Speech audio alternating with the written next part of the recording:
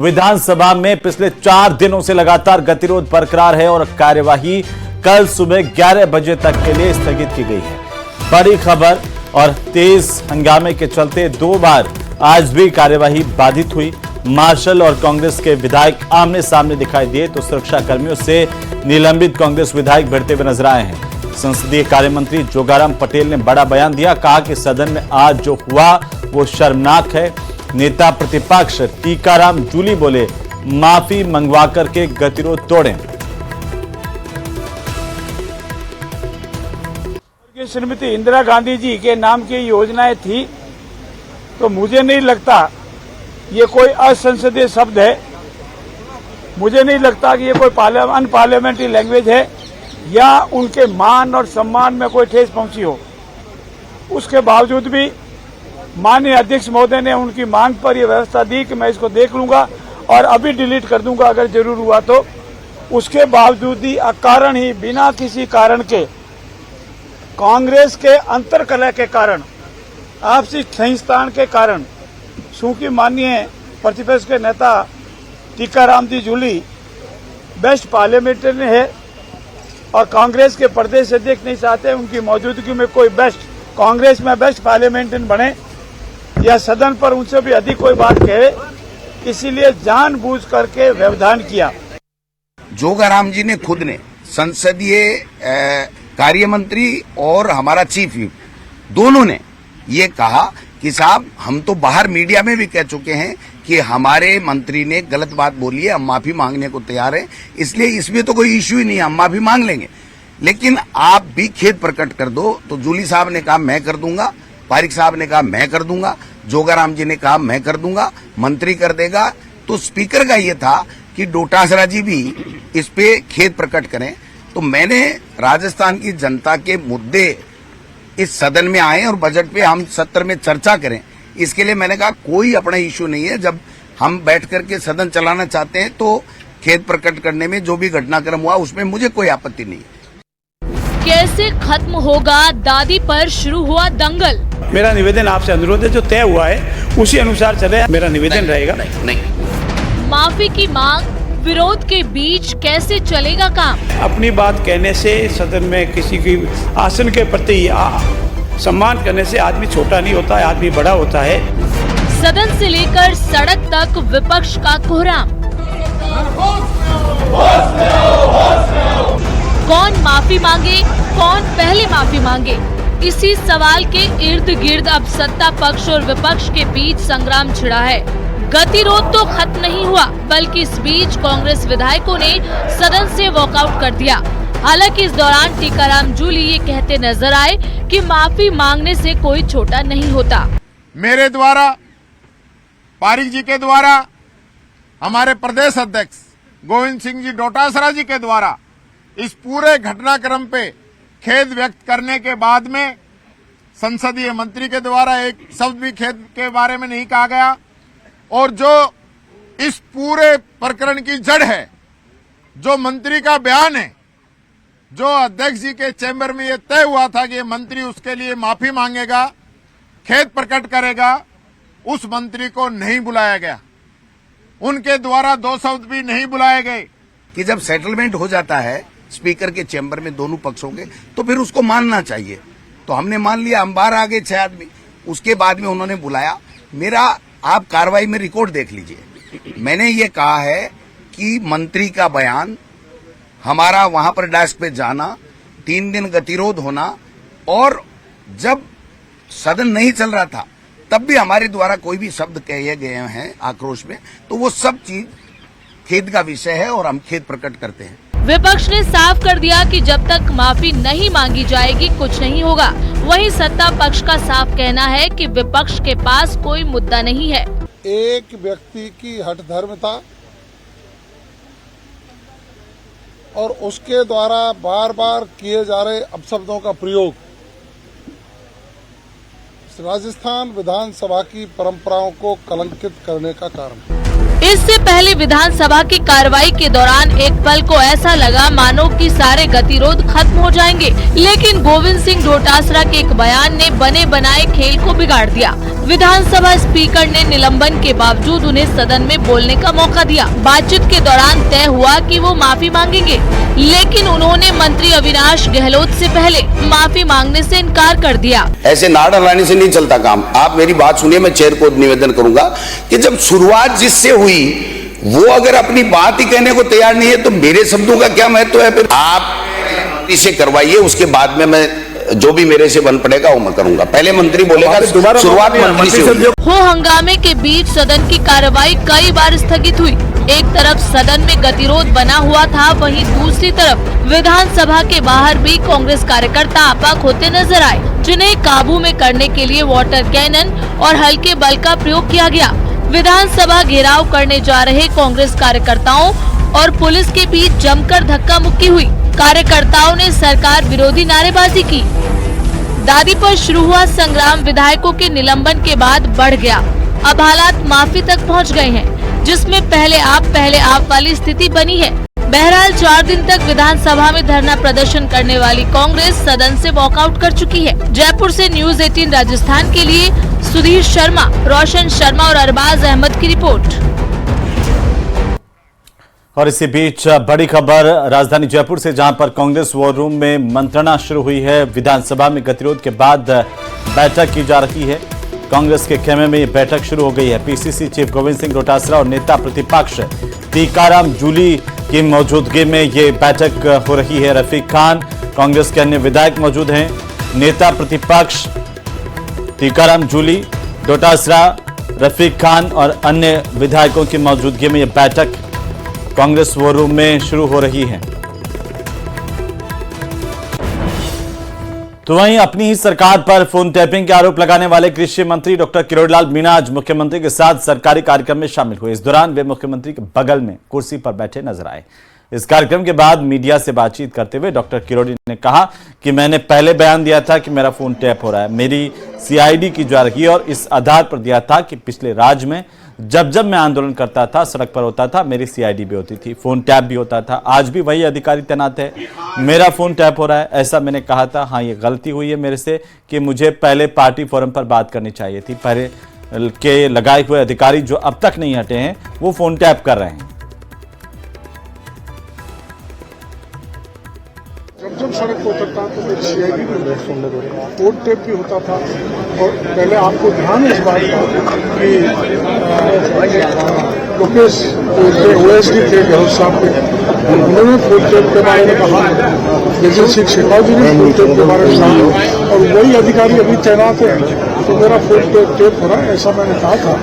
मैंने यहाँ ये जरूर कहा था ये गलती हुई है कि मेरे को पहले पार्टी के फोरम पर यह बात कहनी चाहिए, लेकिन पहले के लगाए हुए अधिकारी जो अभी तक नहीं हटे वो फोन टेपिंग। वहीं विजयनगर ब्लैकमेल कांड को लेकर गुस्सा शांत होता दिख नहीं रहा है। छात्राओं के साथ हुई ज्यादती के विरोध में सोमवार को अजमेर, ब्यावर और भीलवाड़ा बंद का ऐलान किया गया और इन जिलों में सुबह से ही जगह जगह धरना प्रदर्शन का दौर चला। आरोपियों को फांसी देने की मांग पुरजोर तरीके से लोग कर रहे हैं।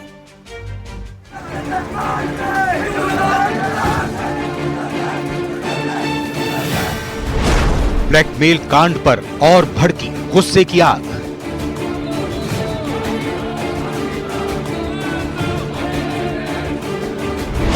विरोध में ब्यावर, अजमेर और भीलवाड़ा बंद।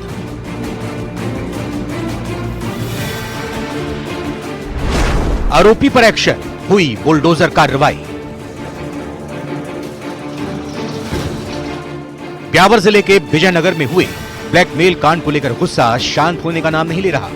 ब्लैकमेल कांड के विरोध में सोमवार को ब्यावर, अजमेर और भीलवाड़ा जिले के बाजार बंद रहे। ब्यावर, अजमेर जिले के केकड़ी, भिनाय और भीलवाड़ा जिले का गुलाबपुरा में व्यापारिक गतिविधियां पूरी तरह ठप रही। बंद को देखते हुए पुलिस भी अलर्ट मोड पर रही। ब्यावर के चांग गेट पर सभी समाजों के लोग जुटे। प्रदर्शनकारियों ने आरोपियों को जल्द से जल्द फांसी की सजा देने की मांग की। स्कूलों और मेडिकल सेवाओं को बंद से अलग रखा गया था। बंद के चलते ब्यावर के पूरे शहर में सन्नाटा पसरा रहा। बंद के दौरान किसी भी अप्रिय स्थिति से निपटने के लिए ब्यावर पुलिस ने अतिरिक्त सुरक्षा व्यवस्था की थी। अजमेर के भिनाई में सर्व समाज ने आरोपियों को फांसी देने की मांग को लेकर आक्रोश रैली निकाली और अपनी इस मांग को लेकर एसडीएम को ज्ञापन सौंपा। इससे पहले सभी बस स्टैंड पर जुटे थे। यहाँ से आक्रोश रैली निकाली गई थी। यहाँ भी सुबह से बाजार बंद रहे। भीलवाड़ा के गुलाबपुरा में भी सर्व हिंदू समाज की ओर से बंद रखा गया। सुबह 10 बजे सर्व समाज के लोग महाराजा पैलेस हुरडा रोड पर इकट्ठा हुए। इसके बाद रैली के रूप में कस्बे के मुख्य बाजार से होते हुए उपखंड अधिकारी को सीएम के नाम ज्ञापन देने के लिए रवाना हुए। कोटा के गवर्नमेंट कॉलेज में अखिल भारतीय विद्यार्थी परिषद के छात्र नेता और कार्यकर्ताओं ने विरोध प्रदर्शन किया। विजयनगर ब्लैकमेल कांड की कड़े शब्दों में निंदा करते हुए मामले की सीबीआई से जांच कराने और दोषियों को फांसी की सजा देने की मांग की। जिस प्रकार से विजयनगर के अंदर एक बहन के साथ जबरन दोस्ती करने का प्रयास किया गया, जब उन कुछ दरिंदों द्वारा, और जब उनसे बहन से दोस्ती उनकी हो गई, उसके बाद उनको जबरन दबाव बनाकर कैफे और होटल में ले जाया गया। और जब वो होटल में बहन गई तो उनके आपत्तिजनक फोटो लिए गए और आपत्तिजनक फोटो लिए बाद उनको ब्लैकमेल किया गया। उनसे कहा गया कि आपकी और बहनों से हमारी मुलाकात कराओ, मेरे दोस्तों से मुलाकात कराओ, तो आपको बचना है। तो ऐसी दरिंदगी की हद उन्होंने पार कर दी। अगर जब मीडिया बंधुओं ने उनसे पीड़ित बहनों से बात करी तो पता चला उन दरिंदों के पास एक ऐसी रेट लिस्ट भी थी जिसमें लिखा हुआ था कि अगर ब्राह्मण लड़की का आपको धर्मांतरण कराना है तो आपको 20 लाख मिलेंगे और दलित लड़की का आपको धर्मांतरण कराना है तो 10 लाख मिलेंगे। तो आप सोच सकते हैं उनकी मानसिकता किस हद तक पहुंच चुकी थी।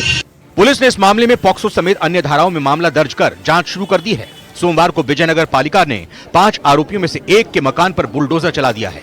इस दौरान आरोपी के घर के बाहर रोड पर बनाए गए अवैध चबूतरे को अतिक्रमण मान हटाया गया। साथ ही विजयनगर पालिका ने कब्रिस्तान के अंबेडकर भवन की तरफ खुलने वाले गेट को भी सील किया। Bureau report, news 18 Rajasthan. और इसी बीच चूरू के सरदार शहर से बड़ी खबर मिल रही है, जहां पर भ्रष्टाचारी बाबू पर एसीबी ने शिकंजा कसा है।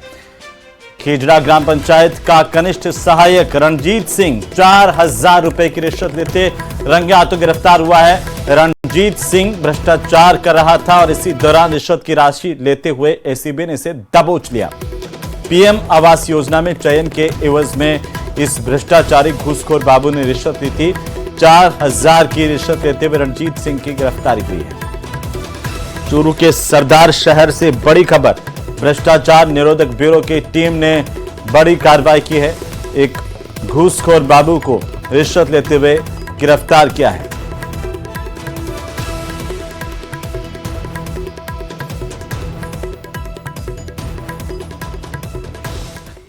तो वहीं झालावाड़ के पाडला गांव का 5 साल का मासूम प्रहलाद अब इस दुनिया में नहीं है। सोमवार सुबह करीब 4 बजे इसे बोरवेल से निकाला गया। रविवार दोपहर को करीब 2 बजे खेत में खेलते वक्त प्रहलाद बोरवेल में गिरा था, लेकिन इसे बचाया नहीं जा सका।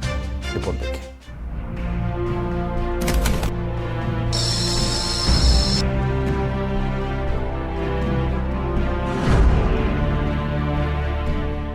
लापरवाही पड़ी मासूम की जान पर भारी।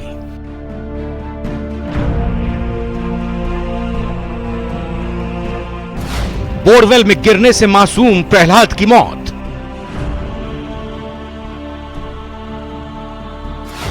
परिवार पर टूटा दुखों का पहाड़। झालावाड़ जिले के डग थाना क्षेत्र के पाडला गांव में कल दोपहर बोरवेल के गड्ढे में गिरा 5 वर्षीय मासूम बच्चा प्रहलाद आज तड़के अपनी जिंदगी की जंग हार गया। रेस्क्यू ऑपरेशन में लगी एनडीआरएफ और एसडीआरएफ की टीमों ने आज तड़के करीब 3:45 बजे उसे बोरवेल के गड्ढे से बाहर निकाला और डग के सरकारी अस्पताल पहुंचाया, जहां जांच के बाद डॉक्टर्स ने उसे मृत घोषित कर दिया।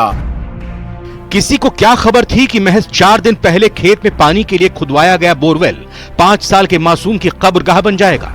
रविवार दोपहर करीब 2 बजे खेत पे खेलते हुए बच्चा बोरवेल में गिर गया।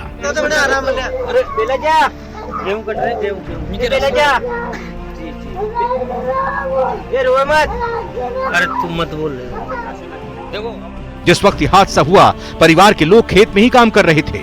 हादसे के बाद वहां चीख पुकार मच गई। गांव वालों ने पहले खुद ही रस्सी डालकर बच्चे को बचाने की कोशिश की, लेकिन नाकाम रहे। बच्चे के सफल रेस्क्यू के लिए एसडीआरएफ और एनडीआरएफ को बुलाया गया। युद्ध स्तर पर रेस्क्यू ऑपरेशन शुरू किया गया, लेकिन बच्चे को बचाया नहीं जा सका।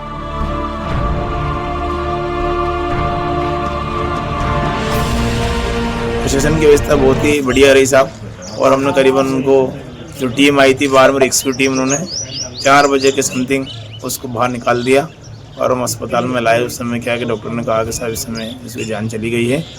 और मैंने उससे बच्चे की हलचल कितनी बजे तक चल रही थी? बच्चे की हलचल तो सब करीबन 3 बजे तक तो चल रही थी। नॉर्मल हलचल तो 3 बजे तक चल रही थी उसकी हलचल। करीब 14 घंटे चले ऑपरेशन में बच्चे को बचाने की हर संभव कोशिश की गई। बोरवेल में ऑक्सीजन की सप्लाई भी की गई, लेकिन देर रात देसी तकनीक अपनाकर एनडीआरएफ और एसडीआरएफ के बचाव दल बच्चे को बाहर निकालने में कामयाब तो हुए, लेकिन तब तक वो दम तोड़ चुका था। अब प्रशासन इस मामले में लापरवाही बरतने वालों पर कार्रवाई की तैयारी कर रही है। जो कल एक बालक था 5 वर्षीय प्रहलाद नाम का, जो बोरवेल में गिर गया था, इसको एसडीआरएफ और एनडीआरएफ की मदद से आज सुबह 3:30 बजे करीब बोरवेल से निकाल लिया। उसको फिर यहाँ सीएससी हॉस्पिटल डग में लाया गया। वहाँ डॉक्टर ने उसे मृत घोषित करवा दिया था। दरअसल अब तक की जांच में ये बात सामने आई है कि करीब 4 दिन पहले प्रहलाद के पिता कालूलाल बागरी ने खेत में पानी के लिए बोरवेल खुदवाया था, लेकिन उससे पानी न आने के बाद उसके पास ही दूसरा बोरवेल खुदवाया, जबकि पहले बोरवेल को बंद नहीं किया गया। रविवार दोपहर परिवार के लोग खेत में काम कर रहे हैं। इसी दौरान प्रहलाद बोरवेल में जा गिरा। जानकारी की माने तो बोरवेल करीब 200 फीट गहरा था, जिसमें 30 फीट की गहराई पर प्रहलाद फंसा हुआ था। लेकिन परिवार को क्या पता था कि उनकी लापरवाही उनके बच्चे की जिंदगी पर भारी पड़ेगी। अब मासूम तो नहीं रहा, लेकिन परिवार को ताउम्र ये दर्द सालता रहेगा कि उन्होंने लापरवाही ना की होती तो मासूम आज जिंदा होता।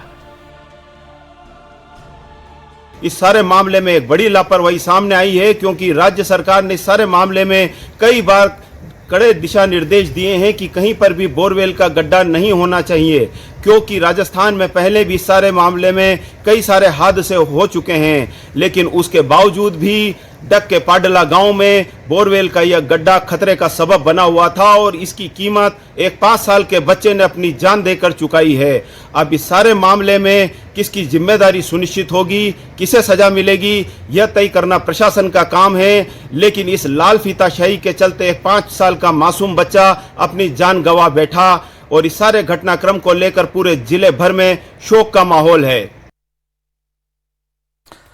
तो वहीं डूंगरपुर के सरकारी स्कूलों में बजट नहीं मिलने से बच्चों को उधारी की मिड डे मील की थाली परोसी जा रही है। पिछले 2 महीने से कुकिंग कन्वर्जन का बजट नहीं मिलने के चलते स्कूलों में मिड डे मील योजना का संचालन करने में भारी दिक्कत आ रही है।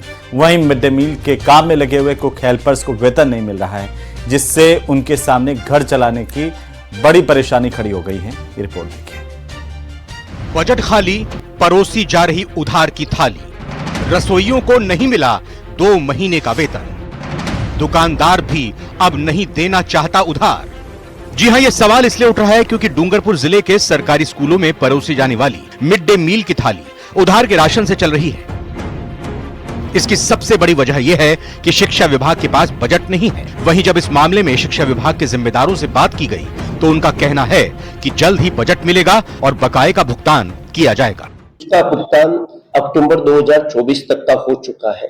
इसके बाद राज्य सरकार से पैसा प्राप्त नहीं हुआ है और जैसे ही पैसा प्राप्त होगा तत्काल हम स्कूलों को वितरित कर देंगे और कुक हेल्पर का भुगतान हो जाएगा।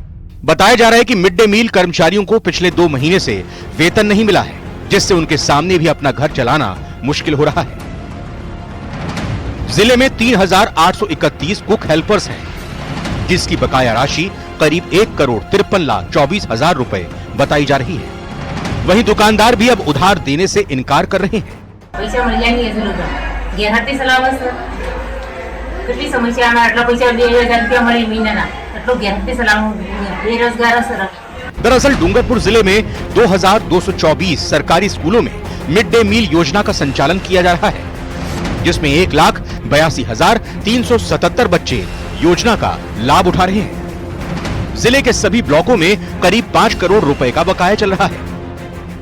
उधार की थाली के संकट के बीच जहां एक तरफ बच्चों को निवाला छीनने का डर सता रहा है, वहीं वेतन न मिलने से मिड डे मील कर्मचारी भी बगले झांक रहे हैं। अब देखने वाली बात यह होगी कि सरकार की ओर से यह बजट कब तक मिल पाता है और कब तक स्कूलों कुक हेल्पर्स को राहत मिल पाती है। डूंगरपुर से न्यूज़ 18 के लिए जयेश पवार की रिपोर्ट।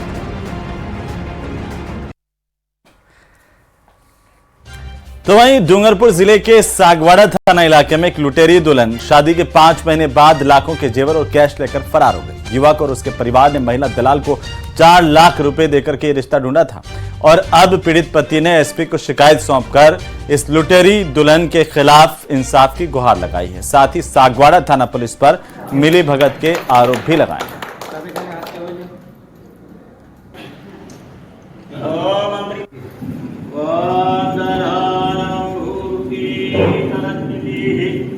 मैं मेरी फैमिली को लेके इंदौर महू गया।